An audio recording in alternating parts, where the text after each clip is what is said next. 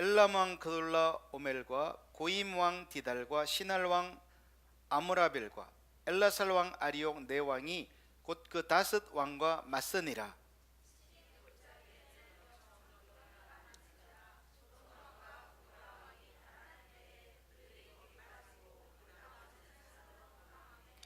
네 왕이 소돔과 고모라의 모든 재물과 양식을 빼앗아 가고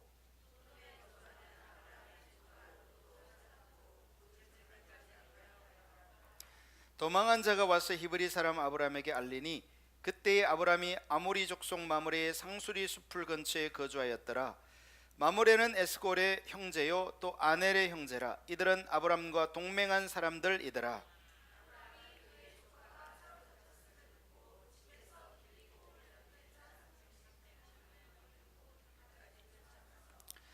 그와 그의 가신들이 나뉘어 밤에 그들을 쳐부수고 다메섹 왼편 호바까지 쫓아가.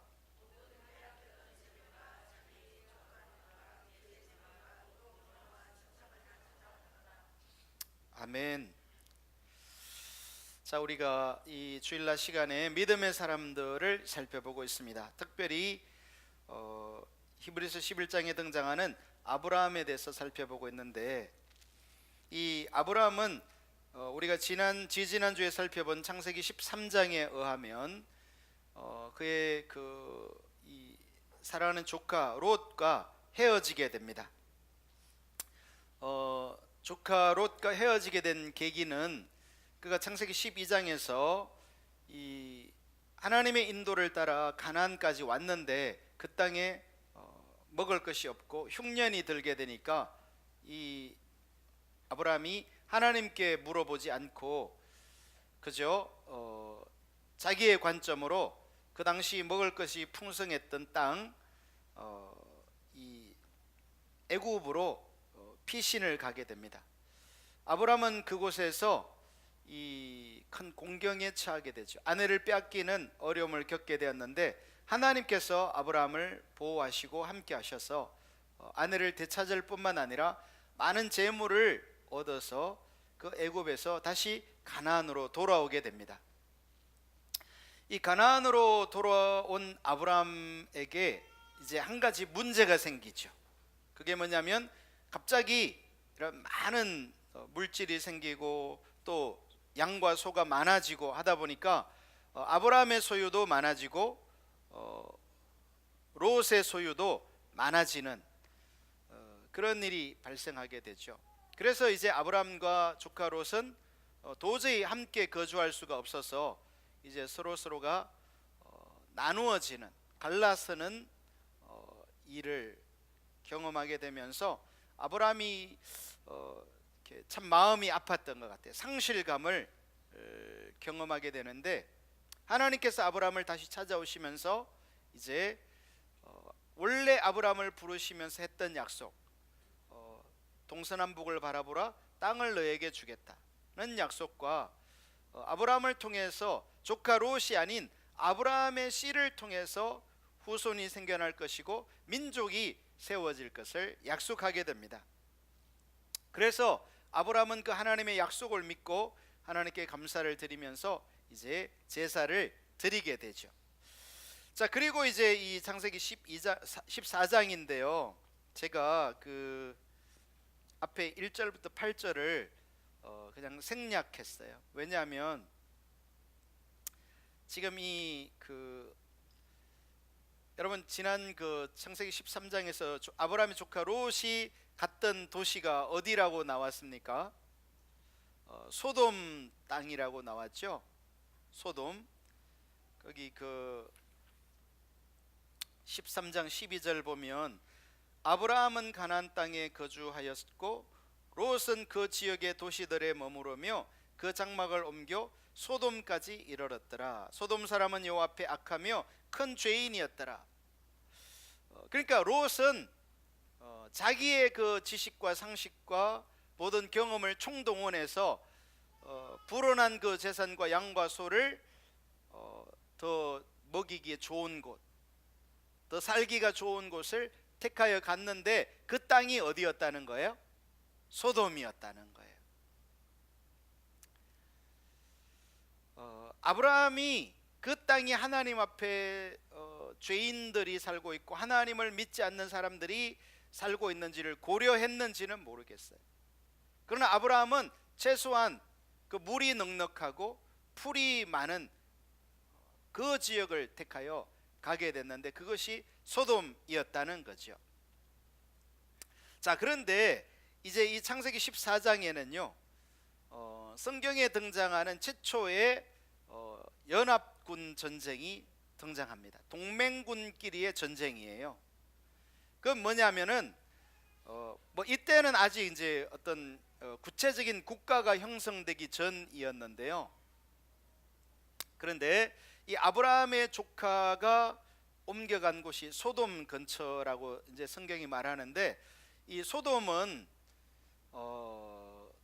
그 지도상으로 보게 되면 이제 이스라엘 지도에 이렇게 북부 지방에 갈릴리 호수가 있고 그 갈릴리 호수를 따라서 요단강이 흐르고요. 그 요단강이 최종적으로 만나는 호수가 사해예요. 사해 그 바로 옆에 있는 곳이 소돔이에요. 그리고요 이 사해 주변에 있는 5개 나라의 왕들이 동맹을 맺었어요. 몇 개 나라의 왕들이? 5개 나라. 그런데 그 북쪽에 있는 다메섹 그 중심에 있는 나라의 4개 나라의 왕들이 또 동맹을 맺었는데요. 원래는 이 아브라함의 조카 롯이 살기 위해서 간 그 소돔 지역에 있는 5개 동맹을 맺은 이 사람들이 북쪽 그 이 왕들의 지배를 받고 있었어요. 성경 거기 4절을 보면 14장 4절을 보면 이들이 12년 동안 그돌라오멜을 섬기다가, 여기 그돌라오멜은 북쪽 동맹국의 최고 리더예요. 이 그돌라오멜을 섬기다가 제 13년에 배반한지라 제 14년에 그돌라오멜과 그와 함께한 왕들이 나와서, 즉 전쟁이 이제 일어나게 된 것입니다. 즉 그래서 이 아브라함의 조카 롯은 자기가 그 상식과 지식과 경험과 이런 어떤 외적으로 보기에 살기가 좋은 땅을 택해서 간 곳이 소돔이었는데 그 소돔에 예상치 못하게 전쟁이 일어나게 된 거예요. 자기와는 아무 상관없이. 그리고 이제 그 14장 8절을 보면 소돔 왕과 고모라 왕과 아드마 왕과 스보임 왕과 벨라 왕 곧 소알 왕이 나와서 시딤 골짜기에서 그들과 전쟁을 하기 위하여 진을 쳤더니, 그러니까 이제 이 북쪽 동맹군 4나라의 왕들과 소돔에 있는 5나라의 왕들이 이제 전쟁을 하는데, 문제는 그 전쟁을 어디서 하고 있어요? 시딤 골짜기. 여러분, 이 시딤 골짜기는요 소돔 지역 땅이에요. 자, 여러분 현대에도 이렇게 보면 미국이나 러시아가 전쟁하면 자기 나라에서 합니까? 아니면 약소국에 가서 해요? 여러분 미국은요 2차 대전 이후로 자기 나라에서 전쟁을 안 해요. 꼭 전쟁하면 뭐 우리나라 한국 전쟁도 그렇고 베트남 전쟁도 그렇고 이라크 전쟁, 뭐 항상 이런 전 세계적으로 국제적인 전쟁이 있어 왔거든요. 근데 꼭 그 전쟁에는요 미국이 개입하고 있어요. 그런데 미국이 그 전쟁을 자기 나라 아메리카에서 하지 않고요 그 나라에 가서 전쟁을 하는 걸 볼 수 있어요. 그러면 그 파괴되는 땅은 미국이에요? 그 나라 땅이에요? 그 전쟁하는 나라가 파괴되는 거예요.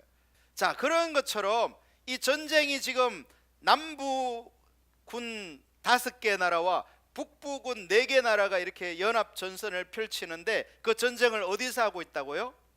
남쪽 소돔 땅 시딤 골짜기라는 곳에서 전쟁을 하고 있다는 거예요. 그리고 원래 이 남쪽이 북쪽에 지배를 받고 있었는데 우리 더 이상 너희들 못 섬기겠다 해서 13년 만에 독립을 선포해 가지고 북쪽이 지금 쳐들어와서 그 나라 땅에서 전쟁하고 있는 그런 상황인 거예요. 그러니까 이 국력이 약한 사람의 서름이죠. 그런데 마침 롯이, 아브라함의 조카 롯이 그 전쟁이 있기 조금 전에 그 소돔이 살기 좋은 것 같으니까 그리로 이제 아브라함과 헤어져서 갔다는 거예요. 여러분, 우리가 이것을 보면 참 이렇게 그 하나님의 인도를 받지 않고 내가 보기에 살기 좋을 것 같고 내가 보기에 더 좋을 것 같은 그런 어떤 인생의 결정이요, 그렇게 좋지 않은 걸 볼 수 있어요. 그래서 결국 그 시딤 골짜기에서 이제 진을 쳤는데 9절 보니까 엘람 왕 그돌라오멜과 고임 왕 디달과 시날 왕 아볼라멜과 엘라살 왕 아리옹 네 왕이, 즉 북쪽 왕이죠, 곧 그 다섯 왕과 맞서니라. 근데요, 이 전쟁의 결과가 다시 안타깝게도 남쪽 다섯 왕이 패하게 됩니다.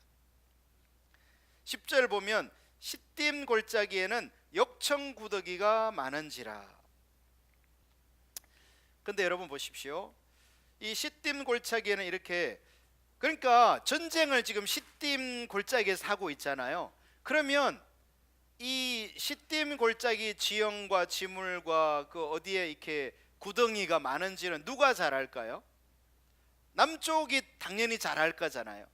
여러분, 우리가 외국에 뭐 여행 갔을 때 뿐만 아니라 우리가 낯선 어떤 지역에 여행 가도 그곳 지리를 가자마자 잘 알 수는 없죠. 그게 뭐가 있는지 잘 모르는데 전쟁이 일어났는데요, 이 소돔 땅의 이 다섯 왕들이 자기들의 그 유리한 지형 지물을 잘 활용하지를 못했어요. 그러니까 전쟁이 패하면서 오히려 이 소돔 왕과 고모라 왕이 달아날 때 그들이 거기 빠지고 자기들의 그 지형에 오히려 그냥 빠져가지고 달아나기가 너무 급했는지 거기 빠져 이렇게 죽게 된 거죠. 그 나머지는 산으로 도망하며 네 왕이, 즉 북쪽의 그 네 왕이 소돔과 고모라의 모든 재물과 양식을 빼앗아가고, 여러분, 롯은 자기가 보기에 더 살기 좋을 것 같아서 이쪽을 선택해 갔는데 전혀 예상치 못하게 그게 전쟁이 일어났고 그 전쟁의 결과로 또 하필이면 전쟁을 그 남부 지역에서 하게 되었고 또 패배도 남쪽이 하게 되면서 그 북쪽의 내왕들이 소돔과 고모라의 모든 재물과 양식을 뺏어가는 일이 발생했다는 거예요. 12절, 소돔에 거주하는 아브라함의 조카 롯도 사로잡고, 롯도 롯이 이 전쟁에 개입한 건 아니었을 거잖아요. 근데 그는 거기에 살러 갔을 뿐인데 거기서 전쟁이 발생하면서 자기도 포로가 되는, 뿐만 아니라 그 재물까지 노략하여 갔더라. 여러분, 롯이 왜 소돔 땅으로 갔다고요?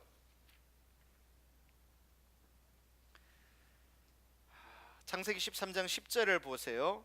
이에 롯이 눈을 들어 요단 지역을 바라본즉 소알까지 온 땅에 물이 넉넉하니 여호와께서 소돔과 고모라를 멸하시기 전이었으므로 여호와의 동산 같고 애굽 땅과 같았더라. 여호와의 동산, 즉 에덴 동산 같고 애굽 땅 같이 물이 풍성한 비옥한 땅이었다는 거예요. 그래서 이 롯은 아브람과 헤어지면서 자기가 보기에 자신의 상식과 지식과 경험과 그 모든 안목을 총동원해서 선택한 땅이 이쪽이었는데 그는 가자마자 그곳에서 난데없는 전쟁을 경험하면서 자신마저 포로로 사로잡히고, 자기가 그렇게, 여러분, 롯이 물이 많고 이 살기 좋은 땅을 왜 택했어요? 자기에게 있는 재산을 더 늘리고 싶어서 그렇게 한 거잖아요. 모든 인간의 본성처럼. 그런데 오히려요, 그 모든 재산마저도 어떻게 됐다는 거예요? 빼앗겼다는 거예요. 물론 우리는 창세기 24장에 나오는 이 전쟁과 이 롯의 경험만 가지고 모든 것을 다 정형화시킬 수는 없겠죠, 우리 인생을. 그러나 분명한 것은요, 롯이 그렇게 자기의 그 모든 것을 총동원해서 자기의 그 재산을 늘리기에 유리한 쪽으로, 저곳이 더 낫겠다 생각해서 갔지만은 그 앞에 기다리고 있는 것은 자기가 전혀 예상치도 않았고 생각지도 않고 기대하지도 않았던 그 전쟁이 벌어지게 되고, 자신은 포로로 잡히고, 그가 불리기를 원했던 그 재산은 하나도 남김없이 다 탈취당하는 일을 경험하게 된 것입니다.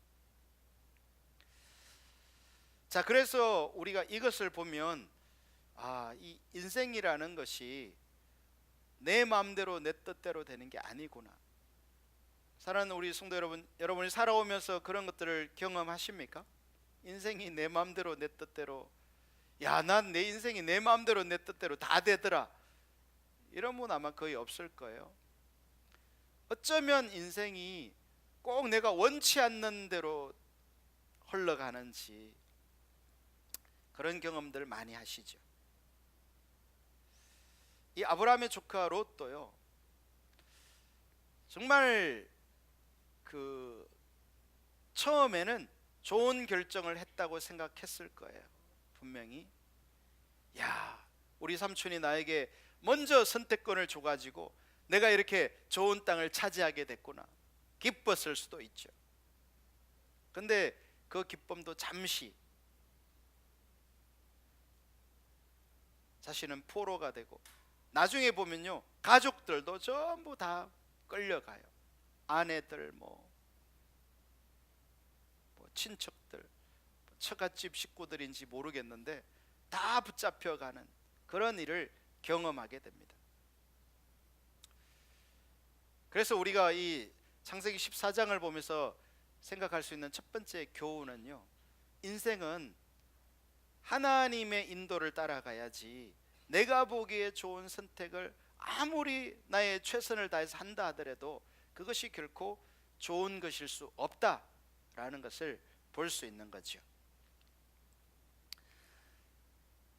자, 그랬는데 13절을 보게 되면, 도망한 자가 와서 히브리 사람 아브라함에게 알리니, 아브라함은 이 전쟁에서 반대편에 있었기 때문에 이 전쟁에서 휘말리지 않았어요. 그리고 거기에서 도망한 어떤 사람이 아브라함의 조카가 이 잡혀간 것을 아브라함에게 알려주게 되죠. 그때 아브라함이 아모리 족속 마므레의 상수리 숲을 근처에 거주하였더라. 마므레는 에스골의 형제요 또 아넬의 형제라. 이들은 아브라함과 동맹한 사람들이더라. 아브라함이 그의 조카가 사로잡혔음을 듣고 집에서 길리고 훈련된 자 318명을 거느리고 단까지 쫓아가서, 여러분 이 성경에 보면 아브라함은 아모리 족속 그 마므레의 상수리 숲을 근처에 거주하였다 그랬어요. 여러분 이 지금 아브라함이 거주하고 있는 지역은요, 오늘날로 치면 이스라엘의 한 중부 지방 정도 돼요. 그런데 아브라함이 이 조카가 사로잡혔다는 얘기를 듣고 자기 집에서 기르고 훈련된 사람 318명이 있었다, 이렇게 말하고 있는데, 여러분 이 아브라함을 이제 이 창세기 14장에 비추어서 보면요, 아브라함이 굉장히 부자인 걸 볼 수 있어요. 여러분 우리가 주일날 100명 식사를 하는 것도요, 식사 준비하는 사람들은 굉장히 부담일 겁니다. 제가 식사 준비해 본 적이 없어서 저는 모르는데 추측은 할 수 있어요. 식사 준비하시기에 여러분 부담스럽죠. 근데 아브라함 집에서는요 318명을 점심만 주는 게 아니에요. 아침, 점심, 저녁 매일, 그리고 그들이 먹고 자야 되는, 그러니까 이 아브라함 가게의 이 규모가요 상당히 컸던 것을 알 수 있어요. 그리고 이 아브라함의 부는 아브라함이 노력해서 얻은 게 아니었어요. 아브라함은요 창세기 13장에 보면 12장에서 연결된 그 상태를 보면 그가 애굽에 흉년이 들어서 먹을 것을 구하러 갔다가 아내를 뺏기는 경험을 하게 되잖아요. 그런데 하나님의 은혜로 그 하나님이 애굽 왕에게 경고를 하게 되고, 이제 바로가 아브라함의 아내를 돌려보내면서 많은 은금을 아브라함에게 선물로 주게 돼요. 사실 그것 때문에 아브라함과 조카 롯이 헤어지게 된 계기도 되었고요. 그래서 아브라함은 이제 부유하게 살게 되었는데, 아브라함은 그냥 그 땅에서 많은 재산만 가지고 있었던 게 아니라 318명의 오늘날로 치면 사병을 거느리고 있었던 거죠. 그리고 그 318명을 거느리고 단까지 쫓아가서 이렇게 돼 있는데요. 여러분, 이 이스라엘 지형을 보면 단은요 어디냐면 우리나라로 치면요, 우리나라가 이제 흔히 한라에서 백두까지 이렇게 표현하잖아요. 그럼 한라는 어디예요? 한라는요, 뭐 제주도 한라산 뭐 다 아는 얘기지만, 이 한라는요 가장 남쪽을 가리키는 거예요. 한라에서 백두까지 그럴 때. 그리고 백두는 여러분 사실 그 우리나라 지도 보면요, 백두산보다 북쪽 땅이 더 있습니다. 그런데도 백두 그러면 가장 북단을 의미해요. 그런 것처럼 이 성경의 단이는요, 단은 어디냐면 이스라엘 최북단을 말해요. 그 나중에 보면 그 아브라함이 그 15절에 다메섹 왼편 호바까지 쫓아가 그랬는데, 이 다메섹만 하더라도 나중에 이제 신약 성경에도 보면 다메섹 이 시리아의 수도, 오늘날 지금 전쟁 일어나고 있다는 그 시리아의 수도거든요. 굉장히 북쪽이에요. 그러니까 아브라함이 이스라엘 최북단에서 더 추격해서 올라간 것을 볼 수 있어요. 그러니까 이 아브라함은요, 제가 이렇게 중부 지방에 살고 있었다고 했잖아요. 그런데 이 단, 그리고 나아가서는 다메섹까지, 이것은요 아브라함이 자기가 데리고 있던 이 사병들을 데리고 엄청나게 먼 거리까지 조카 롯을 되찾기 위해서 간 것을 의미해요. 그냥 이웃 동네 롯이 이제 사로잡혀 갔으니까 가서 되찾아 온 게 아니고, 말을 타고 가서도 며칠을 갔어야 될 먼 거리라는 거예요.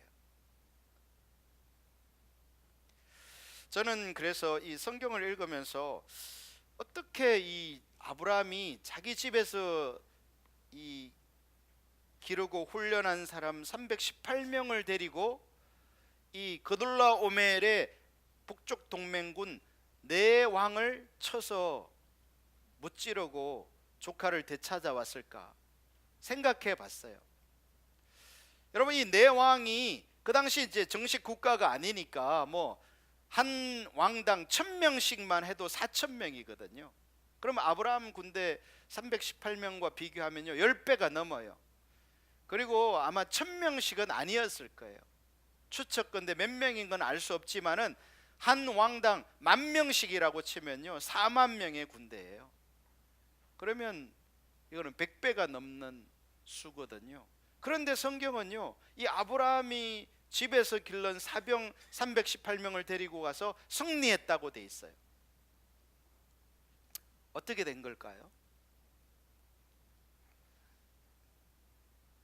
우리가 성경을 이제 제가 오늘 이 창세기 14장을 좀 두 부분으로 나누어서 살펴보려고 합니다. 오늘 16장까지 살펴보고 다음 시간에 17절부터 이 24절까지 살펴보려고 하는데요. 왜냐하면 여기에 좀 중요한 부분이 많이 있어서 그래요. 그런데 다음 시간에 우리가 살펴볼 내용 중에 18절에 보면요, 아브라함이 전쟁에 승리해서 이렇게 돌아올 때에 살렘 왕 멜기세덱이, 여기 멜기세덱이라는 사람이 등장합니다. 성경에 아주 중요한 사람이에요. 이때만 잠깐 등장했다가 사라지는데, 이 멜기세덱은요 나중에 신약 성경 히브리서에 가면 예수님을 상징하는 그런 인물이에요. 근데 그런 사람이 갑자기 여기 등장해요. 어쨌거나 이거는 다음 시간에 살펴볼 건데, 이 살레몬 멜기세덱이 떡과 포도주를 가지고 나왔으니 그는 지극히 높으신 하나님의 제사장이었더라. 그가 아브라함에게 축복하여 이르되 천지의 주제이시요 지극히 높으신 하나님이여 아브라함에게 복을 주옵소서. 너희 대적을 내 손에 붙이신 지극히 높으신 하나님을 찬송할지로다 하매. 자, 여기 보면요, 하나님의 제사장이라고 말하고 있는 이 멜기세덱이 아브라함이 경험한 이 전쟁의 승리의 원인이 뭐였다고 말하고 있어요? 20절, 너희 대적을 내 손에 붙이신 지극히 높으신 하나님을 찬송할지로다. 여러분, 이 전쟁의 배후에 지금 누가 있는 거예요? 하나님이 있는 걸 볼 수 있어요. 물론 아브라함은 자기 집에서 이 사병들을 잘 기르고 잘 훈련을 시켰어요. 그러나 그것만으로는 아브라함은 이 전쟁에 승리할 수가 없었어요. 왜냐하면 지금 상대는 네 왕들의 연합군이거든요. 그런데 성경은요, 그 적들을 하나님이 아브라함 손에 붙이셨다. 여기 성경에 손에 붙였다라는 말은 이기게 하셨다, 네가 내 마음대로 할 수 있도록 해주셨다, 이런 뜻이에요. 그러니까 여러분, 이 아브라함이 경험한 이 전쟁의 배후에 하나님이 있는 것을 우리가 볼 수 있어요. 여러분, 정말 얼마나 이렇게 대조적입니까? 롯은 자기의 지식과 자기의 경험과 자기의 상식과 자기의 안목을 총동원해서 분명히 물이 많고 초지가 좋은, 살기 좋은 땅으로 갔는데, 그는 거기서 난데없는 전쟁을 만나서 자기는 포로로 사로잡히고 재산을 다 잃어요. 그런데 아브라함은요, 아브라함도 최선을 다했죠. 318명을 가신을, 이 사병을 준비했으니까 아브라함이 그냥 인생을 허비했다고 볼 수는 없죠. 그가 이렇게 최선을 다해서 자기의 삶을 살고 있었는데, 그래서 이 조카 롯이 사로잡혀갔다는 소식 듣고 그를 멀리까지 따라가서 추격해서 되찾아왔는데, 그 전쟁에 누가 함께 하심으로? 하나님께서 함께 하심으로 아브라함은 이 4명의 왕들의 연합군을, 5 왕들이 연합해도 상대도 이기지 못했던 그 연합군을 싸워서 이기는 그 경험을 하게 된 거예요. 여러분, 우리가 그냥 이 성경을 보니까 그렇죠, 이 아브라함의 심정이라면 여러분 한번 생각해 보십시오. 내가 300명 데리고 조카니까 안 갈 수 없어, 아들과 같은 사람이에요. 아브라함에게 있어서 롯은 마치 아들을 이런 심정으로 따라가서 그를 싸우려고 하는데 적은 너무나 많아요. 물론 여기 성경에 보면 아브라함이요 지혜롭게 했어요. 15절에 그와 그의 가신들이 나뉘어 밤에 그들을 쳐부수고. 여러분, 이 4 왕들은 전쟁에 승리했고 이제 자기들 나라에 거의 도착했기 때문에 아마 이 밤중에 굉장히 파티를 했을 거예요. 술도 잔뜩 마셨을 수도 있고, 기쁨의 승리에 도취해서 전혀 어떤 상대방의 이런 기습이나 이런 대비를 안 했겠죠, 당연히. 그래서 아브라함은 이 300명을 가지고 그렇게 기습해서 전쟁에 승리했는데요, 그것만으로는 이 전쟁을 설명할 수 없다는 거예요. 이것은 하나님께서 아브라함에게 승리하도록 개입하신 것을 아브라함이요, 우리가 다음 시간에 살펴보게 될 텐데 그것을 알았어요. 아브라함이 하나님이 나를 도와주셨다라는 사실을 알았다는 거예요. 이 멜기세덱이 그렇게 축복했을 뿐만 아니라 아브라함의 반응을 보면요, 아브라함이 그 사실을 알고 있었어요. 여러분, 믿음은 언제 자랍니까?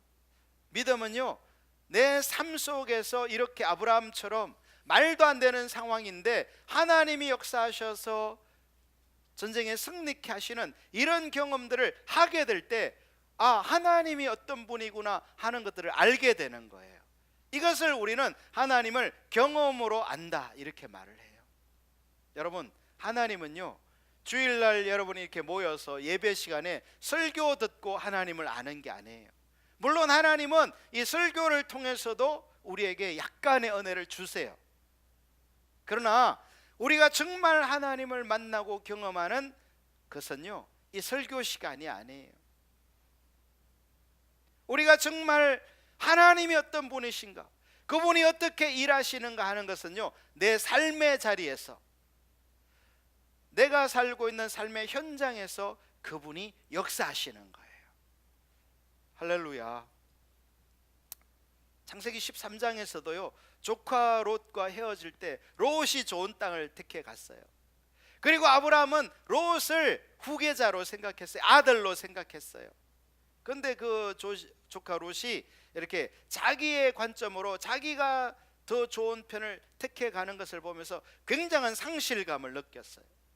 근데요, 그 순간에도 하나님은 아브라함을 찾아오셔서, 아브라함아, 동서남북을 보라. 이 동서남북을 내가 너에게 주겠다. 내가 너의 상급이다. 내가 너의 복의 근원이다. 여러분, 하나님은 아브라함을 그렇게 찾아오셔서 하나님이 누구신지를 아브라함에게 알려주신 거예요. 아브라함의 마음이 아플 때에도 하나님이 찾아오셔서 위로자가 되어주셨고요, 이 지금 긴박한 상황에서 전쟁이 일어났는데 이 상황 속에서도 아브라함은 하나님이 승리의 권원인 것을 경험한 거예요. 여러분, 이렇게 하나님을 경험한 사람은요, 하나님이 누군지를 알게 돼 있어요. 여러분, 우리의 신앙생활은 이렇게 하나님을 알아가는 게 신앙입니다. 하나님을 아는 게 신앙이에요. 많은 성도들이 신앙생활은 주일날 교회 가는 게 신앙인 줄 알아요. 여러분, 주일날 교회 오는 게 필요합니다. 주일날 교회 안 오면 말씀을 못 듣잖아요. 말씀 앞에 설 기회를 놓쳐버리죠. 그래서 중요해요. 그러나 정말 중요한 신앙의 장은 이 예배 시간이 아니에요. 이 예배 시간에 들은 하나님의 말씀을 내 삶의 현장에서 누리고 경험하고 하나님을 알아가는 것, 그것이 성경이 우리에게 가르쳐주는 진정한 신앙생활이에요. 할렐루야.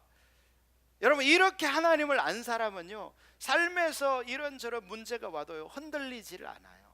왜? 하나님이 귀로만 들은 하나님이 아니거든요. 하나님을 내가 경험한 거예요. 알아간 거예요. 만난 거예요. 그래서 이 삶의 풍파 속에서요, 이 믿음이 흔들리지 않습니다. 그러나 이렇게 설교만 듣고 하나님을 그냥 이 지식적으로 이론으로만 들은 사람은요, 내 삶에 문제가 오면 그냥 흔들려 버립니다. 뿌리채 뽑혀 버려요. 믿음이 그냥 아예 없었던 사람처럼 행동해 버려요. 왜? 삶에서 하나님을 이렇게 알아가지 못했기 때문에 그런 거예요. 여러분, 하나님께서는요, 아브라함을, 여러분, 우리가 지난 시간에도 봤지만 아브라함이 처음부터 이런 믿음이 있었던 게 아니에요.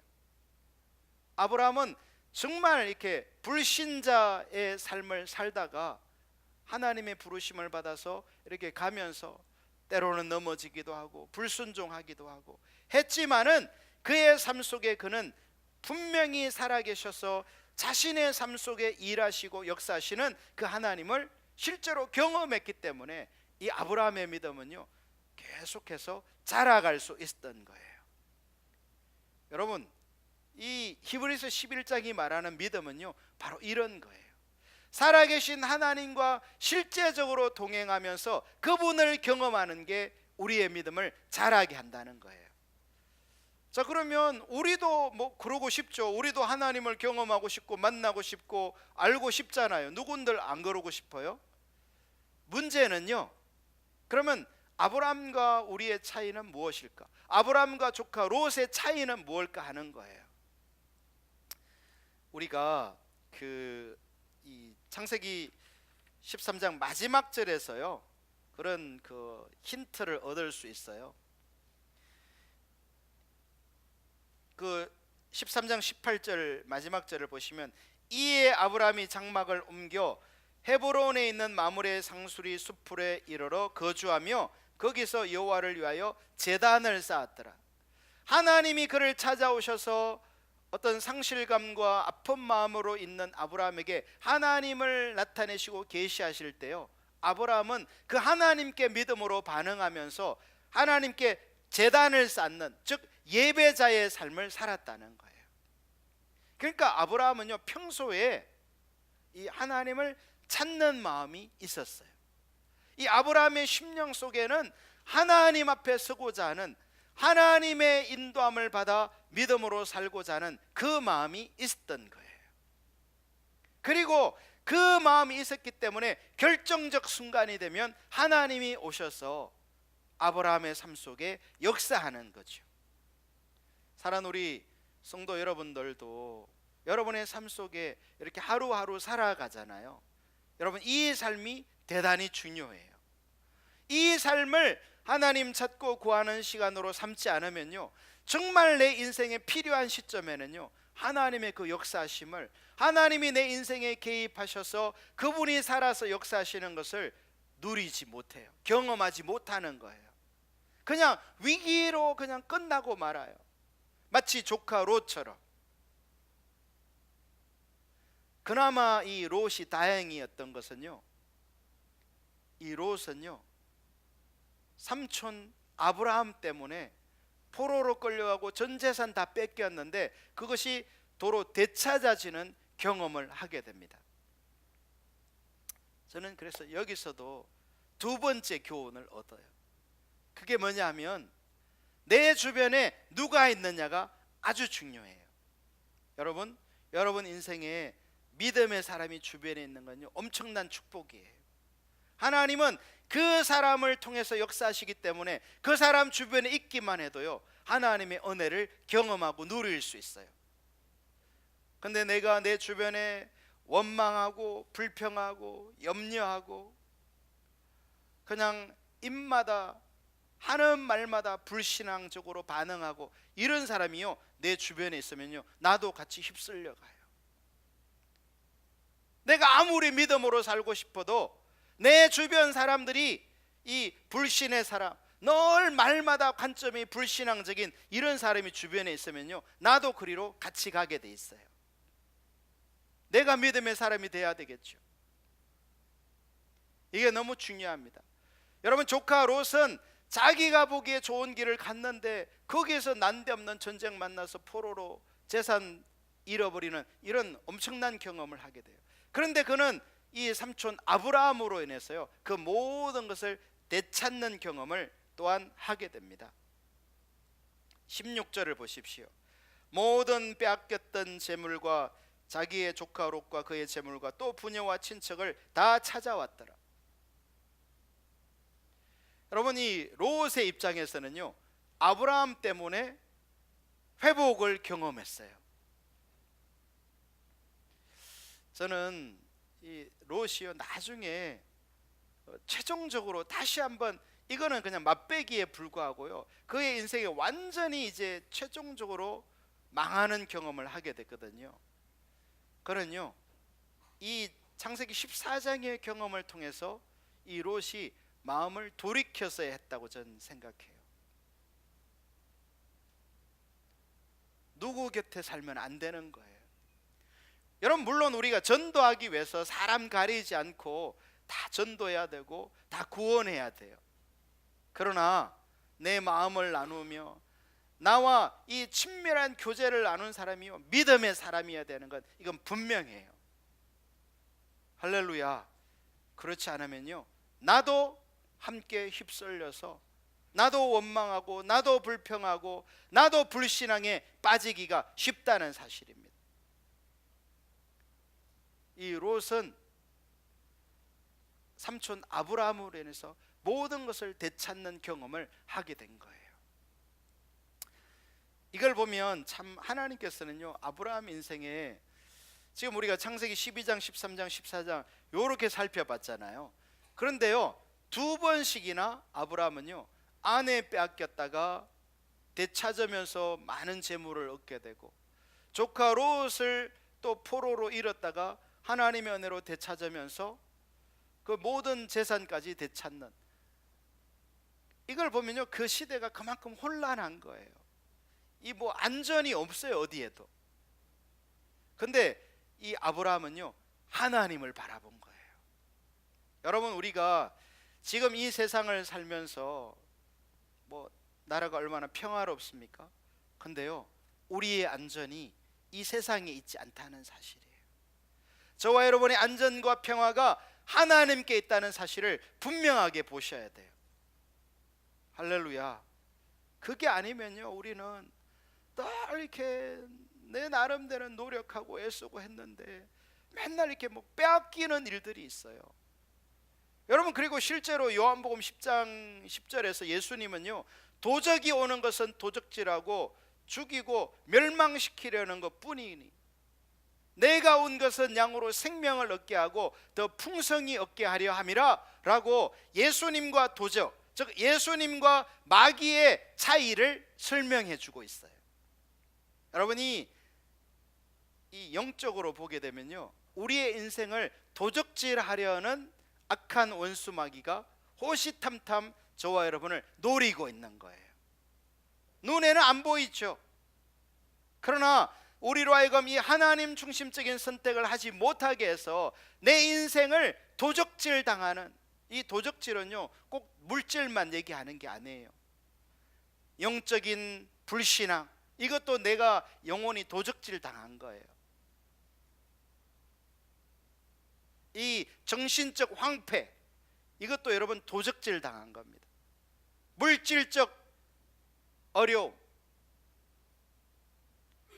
여러분 삶의 원수가 우리를 도적질하는 영역은 한두 가지 영역이 아니에요.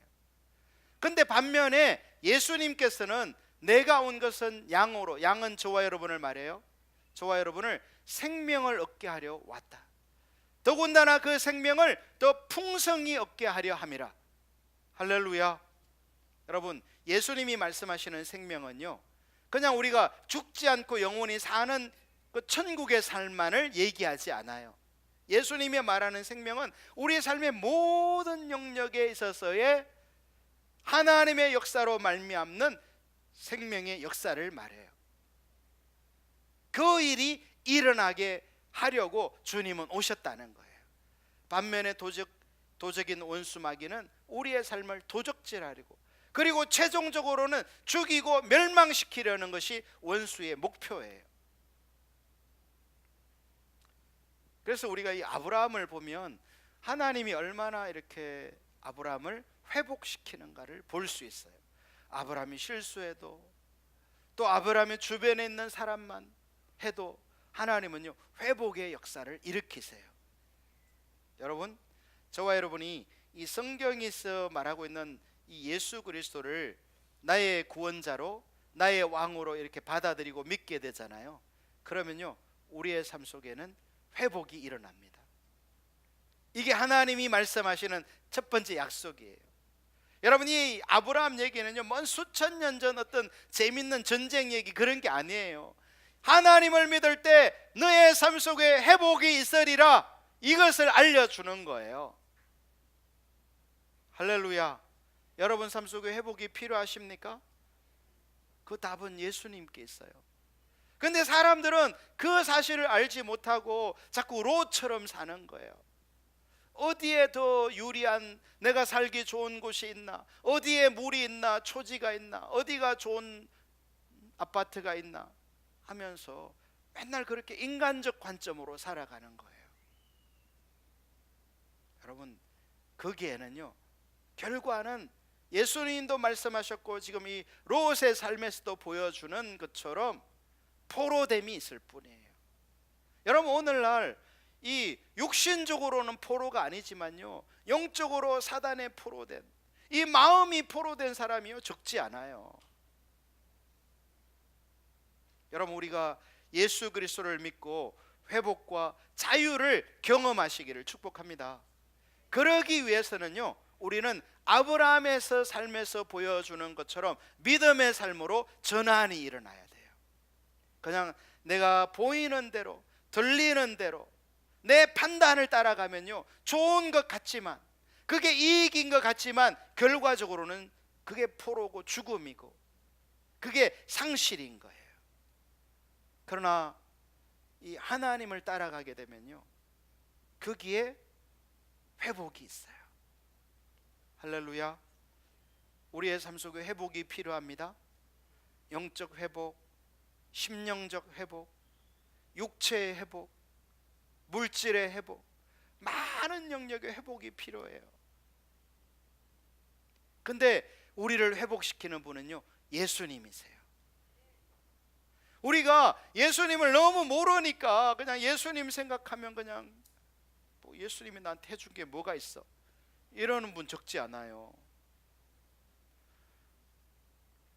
나는 교회 수십 년 다녀서 헌금도 바치고 했는데 주님이 나에게 해준 게 뭐가 있나? 여러분, 굉장한 착각 속에 사시는 거예요. 주님은 우리에게 무슨 은혜를 주셨냐면요, 죽을 나를 살리셨어요. 할렐루야. 죽을 나를, 여러분, 우리가 내 자식이 죽게 생기면 모든 것을 제쳐놓고 그걸 살리려고 할 거잖아요. 근데 하나님은요, 죽을 나를, 아들 예수님을 십자가 대신 지게 해서 우리를 살리신 거예요. 아멘. 하나님이 나에게 해준 게 뭐가 있나, 이런 생각, 이 원수의 해방이고 공격인데요, 그런 마음이 드시는 분은요, 십자가 보셔야 돼요. 십자가를 딱 보면 그 십자가에 하나님이 내가 나의 아들을 아끼지 않고 너를 위하여 내어 주었다는 그 사랑의 확정이 십자가예요. 할렐루야. 그래서 이 뭐 하나님으로부터 뭐 밥 한 그릇 얻어먹은 것 없는 것 느낌이 드시는 분들은 십자가 보시면요, 거기에 하나님의 외아들을 내어주신 그 사랑이 있는 것을 발견하게 되실 거예요. 할렐루야. 여러분, 그 사실 하나만 깨달아도요, 우리의 인생은 더 이상 뭐 하나님이 뭘 주지 않아도, 뭐 더 이상, 여러분, 하나님이 일생 동안 하십니다. 아멘. 근데 저는 그냥 이 극단적 예를 드는 거예요. 하나님이 내 인생에 뭐 해준 게 있나, 이런 분이 적지 않다니까요. 근데 그런 분들은요, 십자가를 보셔야 돼요. 그 십자가를 바라보면 이 하나님은 독생자 예수 그리스도를 아끼지 않고 나를 위하여 죽음에 내어주신 그 사랑이 있는 거예요. 여러분, 그래서 우리는요, 이 하나님이 나를 사랑하신다는 이 절대적 확신을 가질 수 있는 거예요. 아멘. 마귀는 끊임없이 우리의 환경을 통해서 네 환경을 봐라, 그러니까 감사가 없고 하나님 뭐 해준 거 없는 것처럼 느껴지는 거예요. 여러분, 환경을 통해서 하나님의 사랑을 확인하려고 하면요, 롯처럼 돼요. 여러분이 그냥 나만 힘든 게 아니에요. 여러분이 제 입장 돼 보세요. 목회하기가 쉽나? 아주 죽을 판이에요. 제가 주님 안 찾으면요, 그냥 당장 그냥 모든 거 다 때려치고 다 그냥 그만두고 싶은 때가 한두 번이 아니에요. 그러나 주님 앞에 서면 새 힘을 얻고 새 은혜를 입고, 할렐루야. 여러분, 누구를 봐도요, 인생은 그렇게 만만하지 않아요. 그런데 사람들은 자꾸만 그 환경을 가지고, 내 상황을 가지고 하나님이 나를 사랑하는지를 확인하려고 하기 때문에 자꾸만 넘어지는 거예요. 믿음이 안 자라요. 여러분, 우리의 믿음은 예수님의 십자가에 있어요. 십자가에 주님이 우리를 사랑하시는 그 사랑의 확정이 있는 것입니다. 많은 사람들이 그런다니까요. 하나님이 나를 위해 뭘 해줬나? 뭘 해주긴 뭘 해줘요? 목숨을 내놓았지. 그걸 모를 뿐이에요. 여러분, 하나님께서 저를 부르실 때 그 사실을 깨닫게 해주셨어요.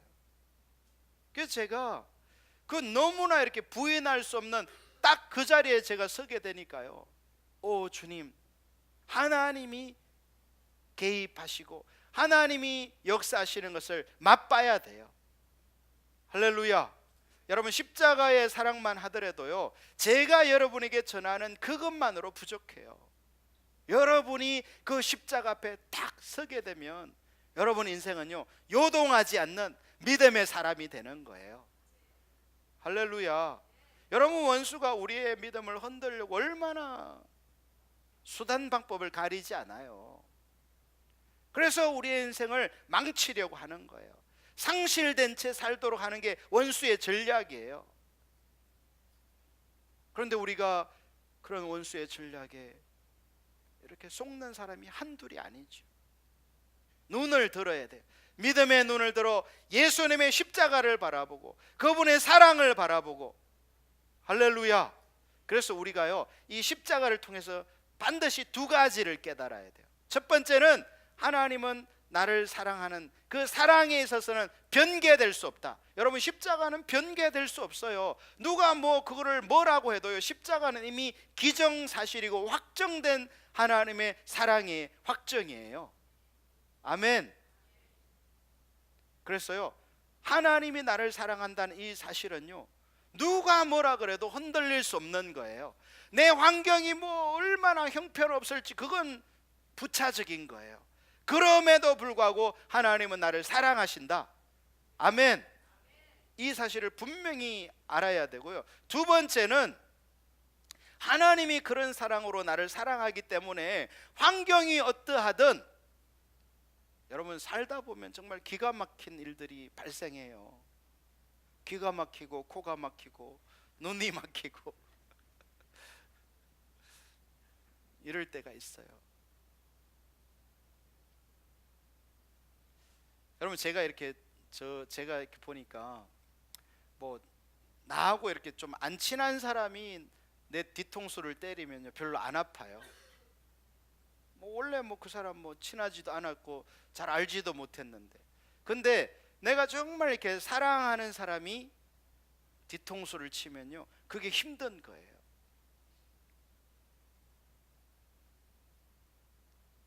그런데 인생에는요, 그런 일들이 종종 발생해요. 그런데 그럴 때도 우리는요, 그 상황만 봐서는 안 돼요.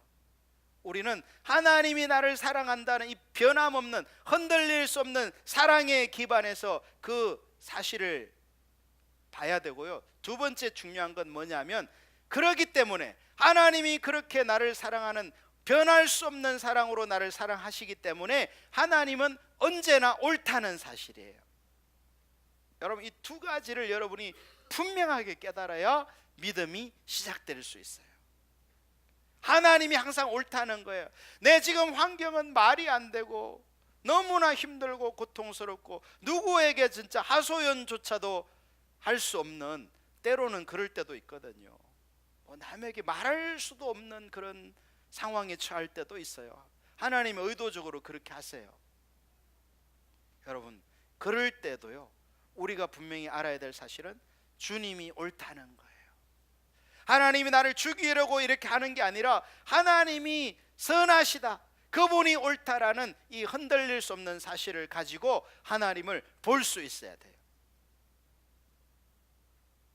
여러분, 우리가 이 두 가지 사실을 예수님의 십자가 깨닫게 되면요, 이제 하나님을 경험할 준비가 되는 거예요. 아멘. 그런데 우리가 그러지 못하고 그냥 이 환경으로 반응하니까 늘 이렇게 불만, 불평, 힘든 거예요. 그냥 삶이 그냥 이렇게 죽으면 지옥 갈 것 같고, 그건 또 살자니 너무 힘들고 막 이런 거예요. 여러분, 그게 아니에요. 환경 어렵고 힘들지 몰라도 주님을 바라보시고 십자가를 바라보시고 그 하나님의 사랑을, 그 확정된 사랑을 깨달으시고, 아멘, 하나님이 언제나 신실하시고 선하시고 나를 사랑하기 때문에 그분은 옳다는 사실을 감지하셔야 돼요. 아멘. 여러분, 하나님은 그래서 아브라함 때문에 이 회복의 역사를 일으켜요. 자, 오늘 말씀을 마칩니다. 두 가지를 깨달아야 되겠어요. 내가 보기에 아무리 좋은 길도 하나님의 인도를 받지 않으면 결과는 상실이다, 빼앗기는 것, 도둑질 당하는 거다. 그걸 롯을 통해서 우리 알 수 있고요. 두 번째는 아무리 그런 삶 속에서도 하나님의 사랑, 하나님의 은혜가 있으면 회복이 있다. 이 자리에 설 수 있기를 주님의 이름으로 축원합니다. 예수님의 이름으로 축복합니다.